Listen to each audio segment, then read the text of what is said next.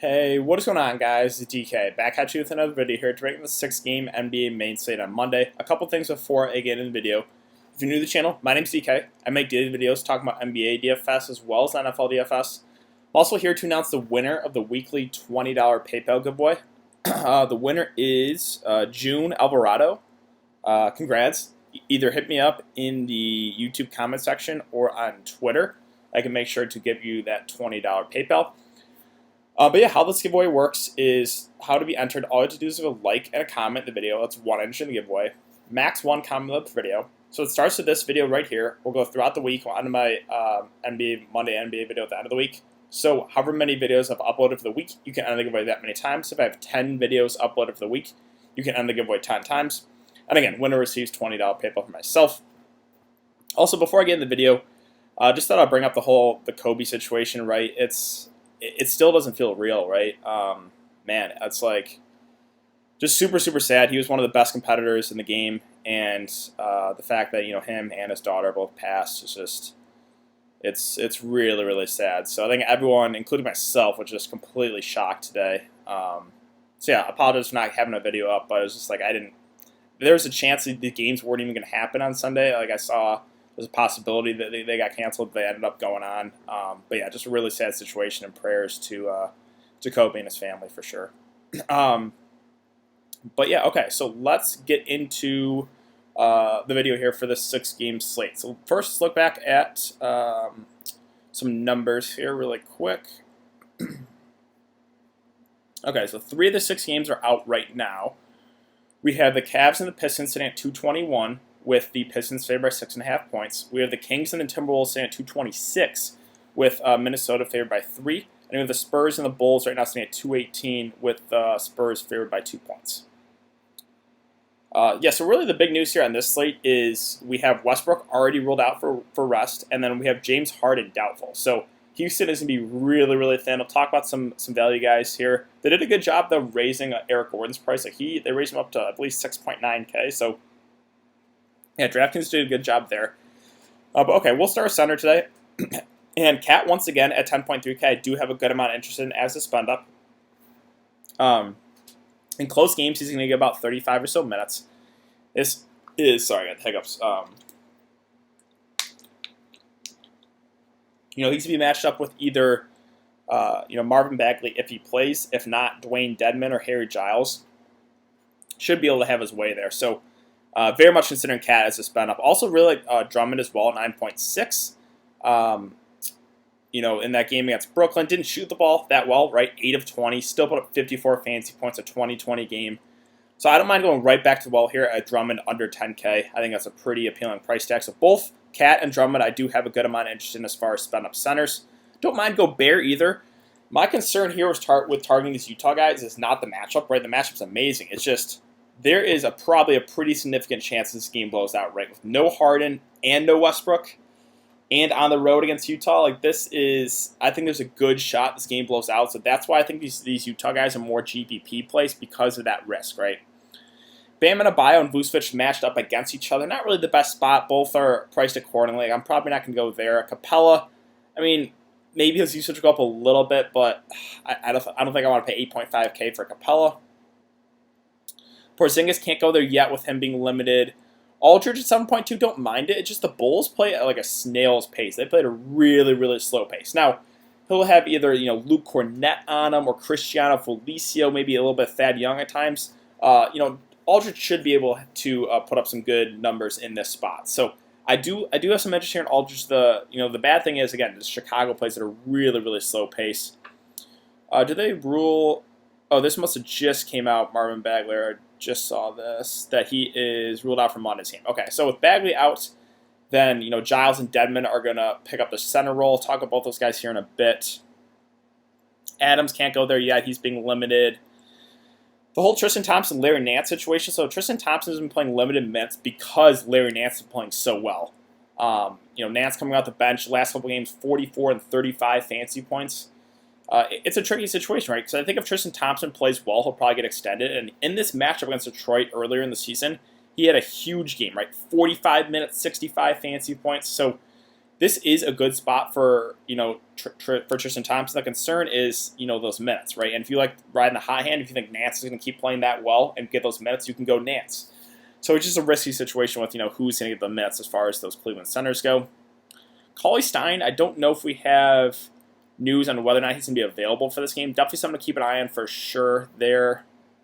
Morrison Wood with Drummond back, I'll pass. Now, Dwayne Dedmon only played 19 minutes last game at Chicago after playing 31 the game against Detroit. I think that was partly due to, maybe Chicago running more small ball. Dedmon was in foul trouble.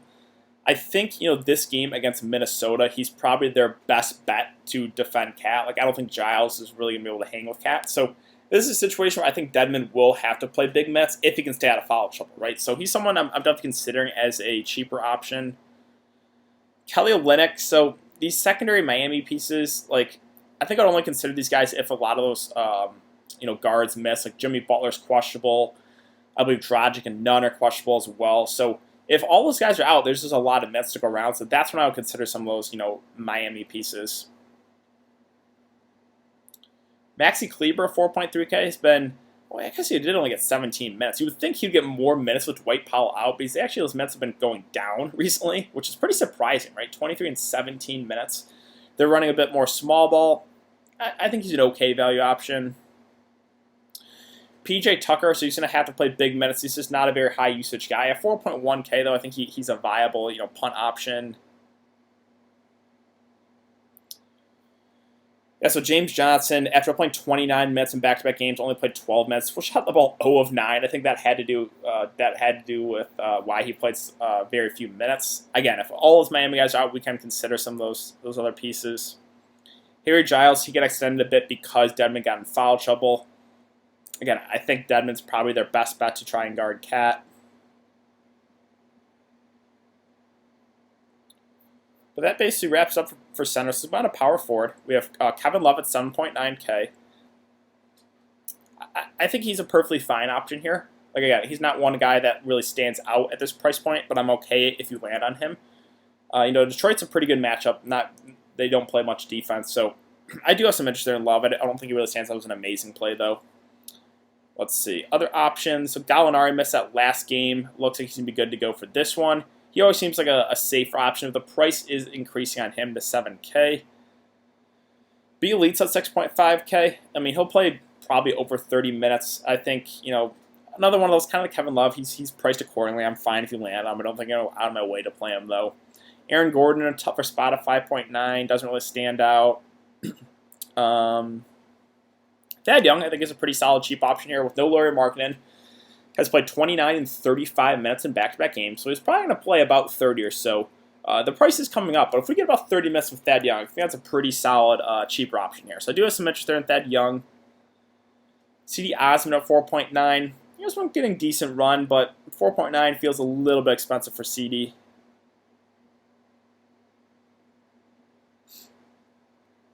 Yeah, so Daniel House, did I call him Derek Jones Jr.? There's Daniel House, 3.9K. He's going to have to do a lot more offensively, for sure. Again, a lot of these Houston guys, with no Westbrook, no Harden, besides Eric Gordon, other guys are going to have to step up here. So I think a guy like Austin Rivers will talk about in a bit. I think Daniel House is going to have to do a lot more. So I think he's very much in play as a cheaper option here at 3.9K. Jones Jr., right, you could look to him if all those Miami guys are out once again as far as those guards.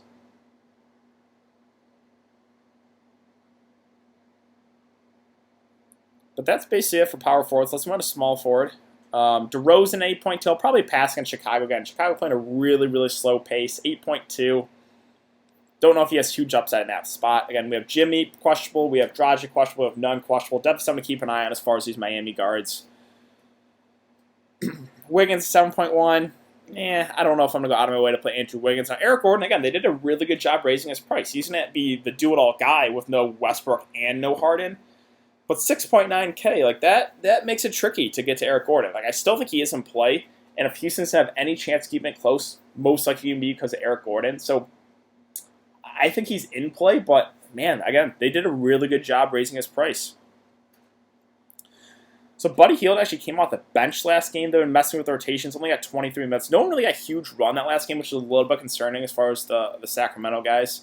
Don't know if I can pay 6.6K for him coming out the bench. McLemore, yeah, so they raised his price too much. Like, I would have more interest in those cheaper options. Like a guy like Tucker, like a guy like Daniel House just talked about. I'll talk about Austin Rivers here in a bit, and then I'll talk about some fringe guys too, like Clemens. So we'll get to some more value Houston guys here in a bit. But I don't know. I don't think I want to pay 5.8K for McLemore. Covington seems like a pretty safe option here. 5.6 is going to play probably about 30 or so minutes. I'm okay with him if you land on him as far as a cash game play. Chris Dunn at 5.5. We'll probably get about 30 or so minutes. Again, another one of those guys I'm fine with as far as cash games go. Now, Joe Ingles, I do like. Probably my favorite player in the Jazz. The concern here is, right, just there's probably a good chance the game blows out. But a really good spot. Houston does not play a whole lot of defense. We probably get 30 minutes in a close game from Joe Ingles at 5.4K.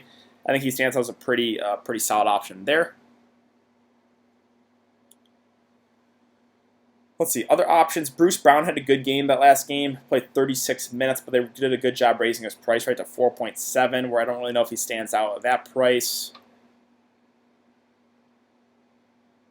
So Dion Waiters finally got dusted off his first game, played 18 minutes at 25 fantasy points. He would be someone I would for sure look to if both Dragic and Nunn are out, because I think he's going to have to play decent minutes, right? Probably close to 20 if both those guys are out.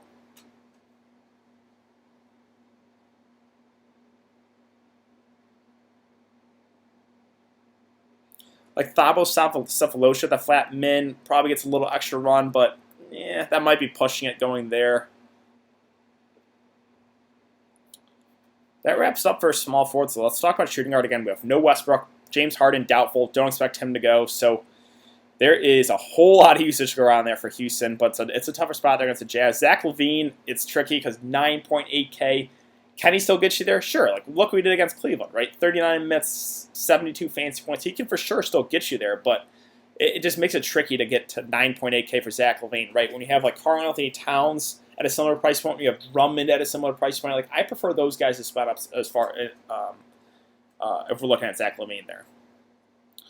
Donovan Mitchell, so I do have interest in. Again, I'm just a little bit concerned with the potential for a blowout here. It's a really good spot, and if the game stays close, you could see a massive game from Donovan Mitchell, but that's a big ask, with Houston trying to keep that game close. Derrick Rose, he's still been playing really well, even alongside Drummond. He's playing big minutes too, and that game went to overtime. He's probably going to get low to mid 30s minutes in a close game. This is a really good spot. It's just the price tag, right? 7.8K. Now, he can for sure still get you there at this price. So I still have some interest in Rose. Just makes it a little bit tricky with that price tag. SGA at 7.3K is okay. I don't really think he stands out, though. Schroeder's price is coming up, too. Let's see. Other options. Yeah, not a whole lot I'm excited about here in this range. Again, Kendrick Nunn, him, Dragic, they're all questionable. Definitely something to keep an eye on. If all those guys miss, including Jimmy Butler, then we can look to Hero. We could look at Dion Waiters. We could look to James Johnson and Derrick Jones Jr. and Kelly Olynyk, right? So there's a lot of guys we can look to if all those guys end up being out from Miami. And so Hero with all those guys out, or with Jimmy was playing, but Nunn and Dragic are out. He played 40 minutes, 25 fantasy points, so I would not mind going back here if a lot of those Miami guys are out once again. THJ at 4.8, we'd probably get about 30 or so minutes. I think he's an okay option, and he's a little bit scoring dependent for my liking, though.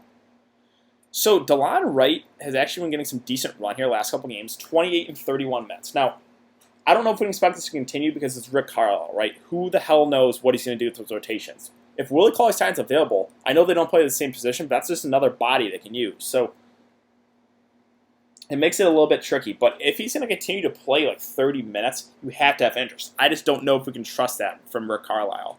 Same thing with Seth Curry, right? Him and DeLon Wright have been getting good run. 26 and 34 last game with Seth Curry. So these are two guys I'm very much considering. I'm just a little bit worried because you can just never trust Rick Carlisle. He is one of the worst coaches as far as DFS purposes, right? He's a good all-around coach, but who cares about basketball? This is all about DFS, right? But yeah, you just cannot trust his rotations on a night-to-night basis. So I have interest in Wright, I have interest in Curry, but just know the risk, right? There's a chance these guys could play like 15 minutes. I would not be surprised by that at all. Austin Rivers, so I really like him here at 3.6K. One of my favorite value plays. With no Westbrook, with no Harden, he's going to have to do a lot. I assume he's going to start at point guard, probably play 35 or so minutes. So he's probably my favorite value play here on the Houston side.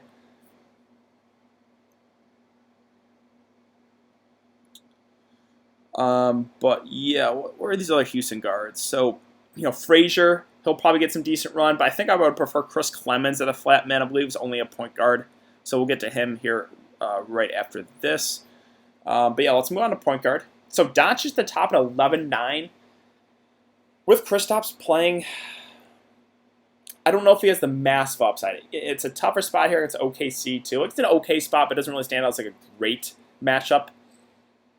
If there's enough value that you're comfortable with, I'm fine against Luka. But again, I think I prefer Cat right now. I think I prefer Drummond as far as spend-ups go. De'Aaron Fox, I'm a little bit torn here. The Mets have been down on him recently. 30 and then 25 that last game. I think that was partly due to a blowout. I think in a close game, we probably get 30 to 35 minutes. And this is a spot where we could see an upside game for De'Aaron Fox against Minnesota. So I am very much considering him. I'm just a little bit worried about those minutes recently. CP3 at 7.5. I think he's probably my favorite OKC guard. But, his price is coming up too. I think he's definitely in play, but doesn't really stand out as like I need to play Chris Paul, right? Napier had a really good game last game, but his minutes have been a little bit up and down, 31, 24, 32. Obviously, if he gets closer to 30, that's a good sign, but again, 6.2K makes it a little bit tricky to get to Shabazz there. Again, we have Dragic questionable, we have non-questionable, we have Jimmy Butler questionable, so definitely something to keep an eye on as far as those guys. If all those guys are out, right, it's Hero, and then those other pieces like Waiters, Olynyk, James Johnson, Jones Jr., those are all guys I would very much consider if all of these guys end up getting ruled out. Satoransky had a big game last time, but he's been so inconsistent. I don't think I want to chase that 41 fantasy point game, and the price came up to 5.2. I'll probably pass there. DeJounte Murray, don't mind him at 4.5. Again, though, Chicago plays at a really, really slow pace. This Mets have been down recently, 24, 24, 20, and 25, partly due to the fact that Derek White's been playing really well. So, yeah, I'm okay with DeJounte. I'm okay if you want to take a shot at one of those cheap guys like DeJounte Murray or Derek White, or even like Mills or Forbes, right? One or two of those guys will probably get you there. Now, Reggie Jackson actually has been playing really well his first couple games back. 19 and 23 Mets, 36 and 30 fantasy points. I don't know if we can expect this to continue from Reggie Jackson. Normally, he's been a pretty low-usage guy in this Pistons offense, but if he's going to play and if his Mets are going to go up, I think you have to consider him here in a really good spot against Cleveland. Mike Conley at 4.1. They've just been limiting his minutes coming out the bench. 15, 18, 18, 19. Hasn't really been playing well. I think if those minutes go up, I would have some interest in. But, so yeah, that's definitely something to keep an eye on as far as, what his minutes limit is going to be. Already talked about really liking Rivers as a value play. I think he's one of the top value plays of the day. And then, where is he? Chris Clemens. So, this is a situation where I think Chris Clemens is going to have to play some minutes. Now, I don't know if he's going to start. I think they probably start Austin Rivers at the 1, and maybe Eric Gordon at the 2, House at the 3, Tucker at the 4, and Capella at the 5. It's probably my best guess. But I think Clemens is going to play some minutes. And we have seen big upside games from him when he gets time right. He got 34 minutes there against the Pelicans, 35 fantasy points, 12 minutes against OKC, 20 fantasy points. He's a pretty productive guy. I think, again, he's going to have to play minutes here. So, someone I'm very much considering for GPP, so I don't think he's going to be that high owned. I think the flocks are going to go to Rivers, right, who's probably the safer option. But I could see Clemens having an upside game here. I think he's going to have to play minutes, too. But, yeah, that basically wraps it up here. Again, going team by team around the Cleveland side, I think, one of those centers, whether it be Thompson or Nance, probably has a solid game. But again, they kind of been splitting the minutes evenly there, so no one really stands out. I think if one of them is playing well, they might get extended a little bit more. On the Detroit side, I think Drummond stands like a really solid spend up. I don't mind Derrick Rose either. And then Reggie Jackson is a value play. Orlando, Miami. On the Orlando side, not a whole lot stands out to me. On the Miami side, it's kind of dependent on news, right? There's 3 guys questionable, so that could be where we get some value. Sacramento, Minnesota. I think, Dedmon, if he stays out of foul trouble, probably going to play closer to 30 minutes. Also has some interest in De'Aaron Fox at 8.1K. On the Minnesota side, I think Cat really stands out as a good spend up. Other options, guys like Covington and Napier are okay. Dallas, Luka, I don't see myself getting there unless there's a lot of value that opens up. Porzingis is still being limited, so I can't go there. Guys like DeLon Wright, guys like Seth Curry, I think are very much viable, cheap options. But again, it's Rick Carlisle. We don't know. They haven't been getting big minutes the last couple games, but they could realistically go out there and play 15 minutes. I would not be overly surprised. On the OKC side, Adams being back, kind of he's going to play limited minutes. I can't go there. I think Chris Paul probably my favorite play as far as on the OKC side. San Antonio, Chicago. So I think LaMarcus Aldridge at 7.2K is probably my favorite play there on the Spurs. But you could look to some of those value guys, right? Like Derek White, DeJounte Murray, Mills, Forbes. I think one or two of those guys probably get you there. On the Chicago side, Levine, more of just contrarian spend up option at 9.8K. I think Thad Young, probably my favorite play there at 4.9. On the Houston side, I think Austin Rivers. This is where we're going to get some value right in the Harden and Westbrook. I think Austin Rivers really stands out. I think Daniel House at his price. PJ Tucker. A guy like Chris Clemens, more of a GPP option, but I think he's going to have to play minutes.